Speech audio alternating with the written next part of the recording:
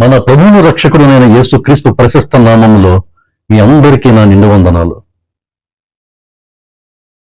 యోహాను భక్తుడు పత్మోసు ద్వీపంలో ఉన్నప్పుడు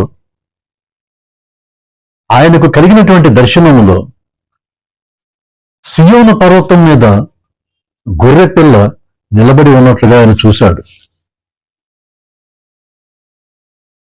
అంటే గొర్రెపిల్ల అంటే ఎవరు అంటే యేసుక్రీస్తు ప్రభువు వారు. ఆయన సమస్త మానవాళి కోసం బలి అయ్యాడు కాబట్టి, మన కోసం ఆయన రక్తం చిందించాడు కాబట్టి, మనల్ని మన పాపాల నుండి విముక్తిని చేయడానికి ఆయన బలి అయ్యాడు కాబట్టి ఆయన్ని గొర్రెపిల్ల అని సంబోధించడం జరిగింది. ఆయన గొర్రెపిల్ల మాత్రమే కాదు, రారాజు, సింహం కూడా. కానీ ఇక్కడ గొర్రెపిల్ల అని ఎందుకు మెన్షన్ చేయబడింది అంటే ఆయన సమస్త మానవాళి కోసం బలయ్యాడు కాబట్టి.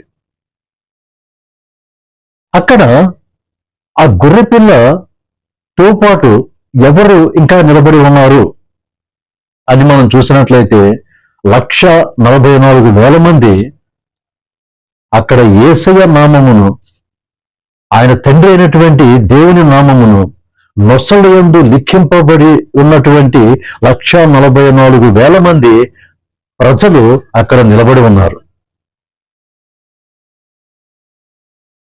ప్రకటన గ్రంథము 14వ అధ్యాయము 1-5 వచనాలు మనం పరిశీలించినట్టయితే,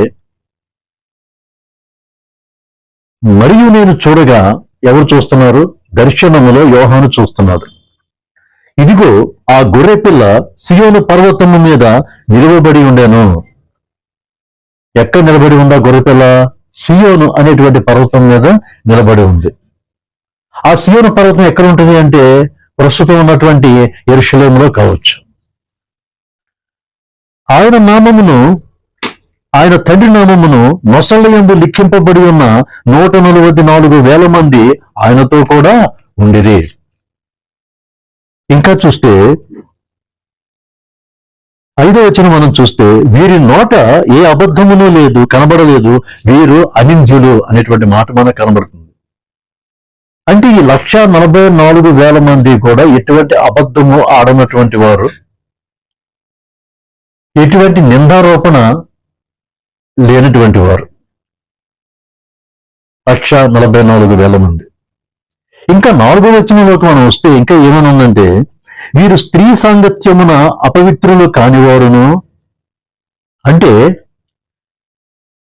వివాహమయ్యి పరస్త్రీలతో సంబంధం పెట్టుకున్నటువంటి వారు అపవిత్రులు.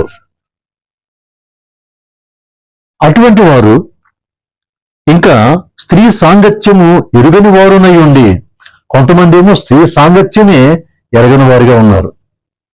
అంటే వీరు వివాహము అనేది కూడా చేసుకోకుండా, స్త్రీ సాంగత్యం ఎరగకుండా ఉన్నటువంటి వారు. ఒకరేమో వ్యభిచారము చేయకుండా పవిత్రముగా ఉన్నటువంటి వారు, ఇంకొకరు స్త్రీ సాంగత్యం అనేది ఎరగకుండా పవిత్రముగా ఉన్నటువంటి వారు. వీరు ఏం చేస్తున్నారంటే, గొర్రెపిల్ల ఎక్కడికి పోవునో అక్కడికి ఎల్లా ఆయనను వెంబడింతురు. అంటే గొర్రెపిల్ల ఎక్కడికి వెళ్తే అక్కడ వాళ్ళని వెంబడిస్తూ ఉంటారు. అంటే ఇది ఎవరిని ఉద్దేశించి చెప్పబడింది అంటే యూదుల గురించి వ్రాయబడింది. వారు దేవుడు ఎన్నుకున్నటువంటి బిడ్డలు. దేవుడు ఎన్నుకున్నటువంటి వారు దేవునిని నిర్లక్ష్యం చేసి అన్య దేవతల వైపు తిరిగి విగ్రహాల వైపు మళ్ళీ వారు దేవునికి వ్యతిరేకంగా వారు ప్రవర్తించారు కాబట్టి అది వ్యభిచారముతో సమానమని దేవుని యొక్క ఉద్దేశము. కాబట్టి ఎవరైతే యూదుల్లో స్త్రీ సాంగత్యం ఎరిగినటువంటి వారు, అంటే దేవుడిని విడిచిపెట్టినటువంటి వారు, అలాగే ఎవరైతే వ్యభిచారము చేసి అపవిత్రులు కాకుండా ఉన్నారో, అంటే వారు నిజదేవుణ్ణి తెలుసుకుని విడిచిపెట్ట అపవిత్రత అనే దాని జోలికి వెళ్లకుండా వారు దేవుని అంటిపెట్టుకున్నటువంటి వారు, వీరు ఈ 1,44,000 మంది. మరి వీరు ఏం చేస్తున్నారంటే యేసు ప్రభు వారు ఎక్కడికి వెళ్తే అక్కడికి వీళ్ళు వెళ్తున్నారు. గొర్రెపిల్ల ఎక్కడికి పోయినా అక్కడికి వెళ్ళా ఆయనను వెంబడింతురు. వీరు దేవుని కొరకును గొర్రెపిల్ల కొరకును గొర్రెపిల్ల కొరకును ప్రథమ ఫలముగా ఉండుటకే మనుష్యులలో నుండి కొనబడిన వారు. వీరెవరు? మనుష్యులలో నుండి కొనబడినటువంటి వారు ప్రథమ ఫలముగా. ఈ 1,44,000 మంది కూడా యూదులు మాత్రమే. వీరు అబద్ధము లేనటువంటి వారు, వీరి నోట ఏ అబద్ధమునో లేదు. వీరు అనింద్యులు అనేటువంటి మాట ఇక్కడ మనం చూస్తూ ఉన్నాం. ఇంకా ఎవరిని చూస్తున్నారు దర్శనములో? యోహాను భక్తుడు 7వ అధ్యాయం చూద్దాం. 7వ అధ్యాయము 9-10 వచనాలు మనం పరిశీలిద్దాం. అటు తరువాత నేను చూడగా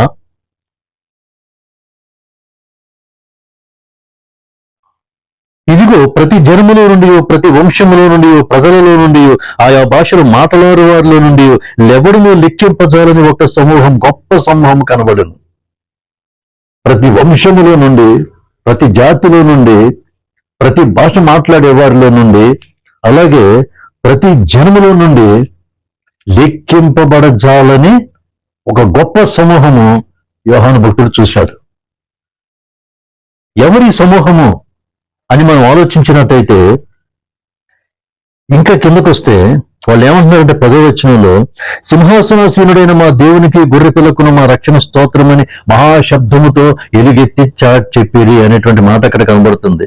ఇంకా పైకి వెళ్తే వారు తెల్లని వస్త్రములు ధరించుకున్న వారే ఖర్జూరపు మట్టలు చేత పట్టుకొని సింహాసనం ఎదుటను గొర్రెపిల్ల ఎదుటను నిలువబడి, తెల్లటి బట్టలు వాళ్ళు కట్టుకున్నారు, తెల్లటి బట్టలు వాళ్ళు కట్టుకున్నారు అనేటువంటి మాట ఇక్కడ మనకి కనిపిస్తుంది. అంటే గొప్ప జనసమూహం ఎవరంటే ప్రతి జనములో నుండి, ప్రతి వంశములో నుండి, ప్రతి భాష మాట్లాడే వారిలో నుండి దేవుని యొద్దకు వెళ్ళినటువంటి వారు. వారు ప్రతి పాపమును విడిచిపెట్టి యేసు ప్రభు చిందించినటువంటి రక్తములో వారిని వారి వస్త్రములు ఉతుకుకొని తెల్లని చేసుకున్నటువంటి వారు ఈ గొప్ప జనసమూహము.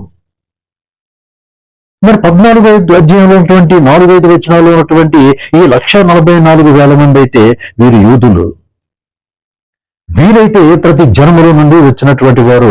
మిగిలిన లెక్కలేనంత మంది జనము, లెక్కింపజాలనటువంటి సమూహం అది. 19వ అధ్యాయము 7వ వచనం మనం పరిశీలించినట్లయితే,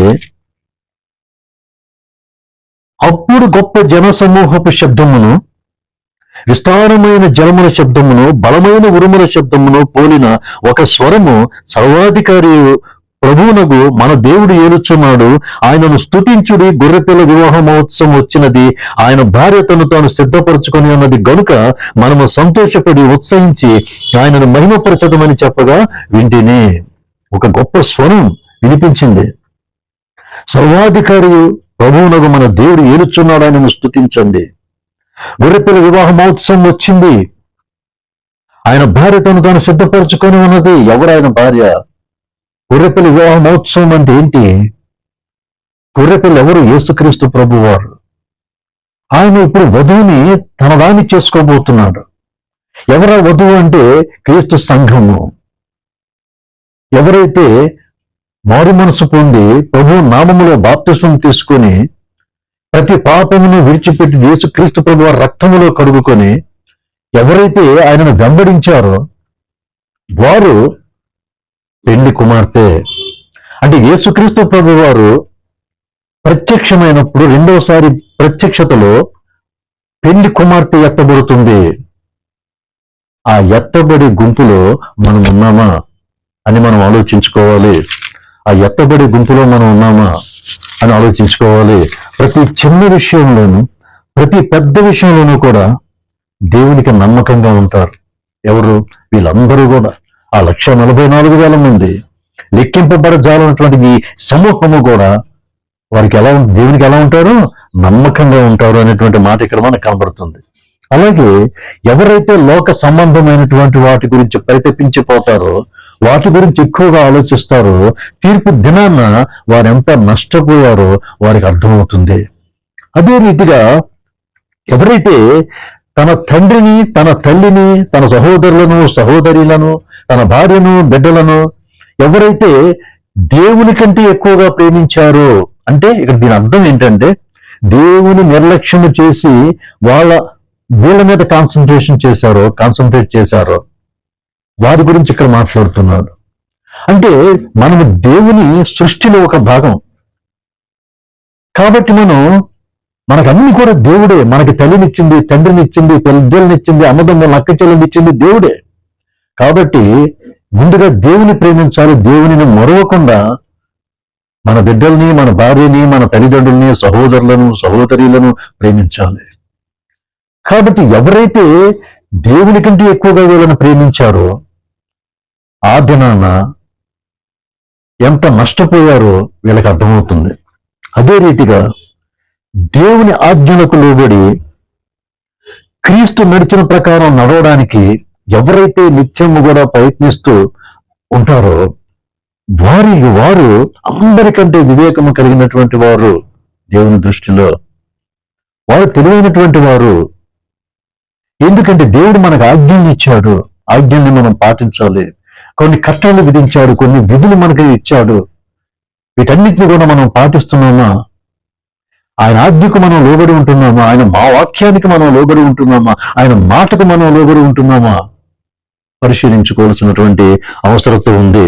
కాబట్టి వేషధారణతో కూడినటువంటి క్రైస్తవ్యం వద్దు, నటనతో కూడినటువంటి క్రైస్తవ్యం వద్దు. క్రైస్తవుడిగా కనబడాలని ఆరాటపడొద్దు. నిజమైనటువంటి క్రైస్తవుడిగా ఉండడానికి ప్రయత్నించు. అది దేవునికి ఇష్టమైనది. అదే రీతిగా మనం ఎలా ఉండాలంటే దేవుని చేత పరీక్షించబడి, గుర్తించబడి, క్రీస్తు కొరకు పెళ్లి కుమార్తె వలె సిద్ధపడి ఉండాలి అనేటువంటిది మనం గమనించాలి. కాబట్టి ఈ రోజున మనం ఏ రీతిగా ఉన్నామో మనల్ని మనం పరిశీలించుకోవాలి. 144,000 మంది యూదులు, వారు పవిత్రులు. అలాగే ప్రతి జనములో నుండి, ప్రతి వంశములో నుండి, ప్రతి భాష మాట్లాడే వారిలో నుండి లెక్కింపబడజాలన్నటువంటి గొప్ప సమూహము. ఆ సమూహంలో మనం ఉన్నామా పరిశీలించుకోవాలి. కాబట్టి ఈ రోజున మనలో పాపం ఏదైనా ఉంటే వెంటనే విడిచిపెడదాం. వెంటనే మనల్ని మనం దేవునికి అప్పగించుకుందాం. ఆయన కృపను మనం పొందుకుందాం. ఆయన దీవెనలు మనం పొందుకుందాం. దేవునికి స్తోత్రం. దేవుడి కొద్ది మాటలు దీవించి ఆశీర్వదించును గాక. ఆమేన్.